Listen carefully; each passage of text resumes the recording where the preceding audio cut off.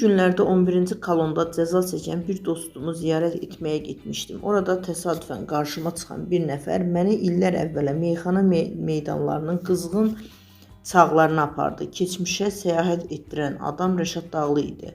Artıq 2 ildir ki, buranın sakinidir o da. Səbəbi də hamıya məlumdur. Meyxana aləminin tanınmış siması qonşusunu qətlə yetirdiyinə görə zindandadır. Ona 9 il 6 ay həbs cəzası kəsdi. Bir vaxtlar 40 yaşımda sənətdən gedəcəyəm deyən meyxanaçının həmin yaşda həbsdə ola biləcəyi bəlkə də heç ağlının ucundan keçməmişdi. Tanımaq çətin idi. Üstündən cəmi 2 il yarım vaxt keçib. Amma əvvəlki illərdə gördüyümüz Rəşaddan demək olar əsər əlamət qalmayıb. Xeyli arıqlayıb, saçları daha da ağarıb. Susqun, ciddi. Əvvəlkindən biraz da çox. Şair, Allah qapını açsın. Çox sağ olun, Allah köməyiniz olsun. Aramızda belə bir qısa diyaloq keçdi. Yanına gələn vardı. Məhkumlarla söhbətdə öyrəndim ki, Rəşad Dağlı cəza çəkmə müəssisəsində idmana başlayıb. Çəki itirməsinin səbəbi də bu imiş. Deyirlər, çox adamla qaynayıb qarışmır. Əsasən kamerada olur. Sakit, tək. Söhbət əsnasında soruşdum ki, Rəşadın yanına həmkarlarından ən çox kimlər gəlir?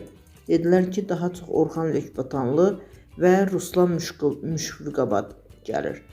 Bir də Mehman Əhmədli.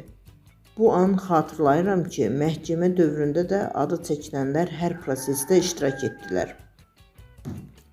Bəs Balalı deyə maraqlandım. Öyrəndim ki, Balalı ilə Pərviz Bülbülə əvvəllər daha çox görünürdü.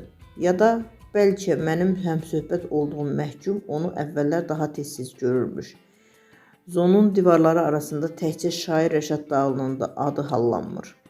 Bura bir zamanlar kreslo sahibi olan məmurların da son dayanacağına çevrilib. Məsələn, bir vaxtlar tədbirlərdəki şeirləri, sonradan maralları ilə də məşhur olan Şəmkirin sabiq icra başçısı Alim Paşa Məmmədov, Cəllabadın keçmiş rəhbəri Namiq Zeynalov da indi eyni dəmir qapıların arxasında günlərini sayırlar. Həyatın enişli yoxuşlu yolları onları da bura gətirib. Təəssüf ki, keçmiş vəzifə sahiblərinin içəridəki həyatı ilə az da olsa maraqlanmağa zamanım yetmədi. Axşamüstü saat 5-dir, görüş vaxtı bitirir dostumu. Rəşad Dağlını, səssiz həyatı orada qoyub çıxdım. Çıxanda ürəyimdə də, dilimdə də eyni dua idi. Allah hamınızın qapısını açsın.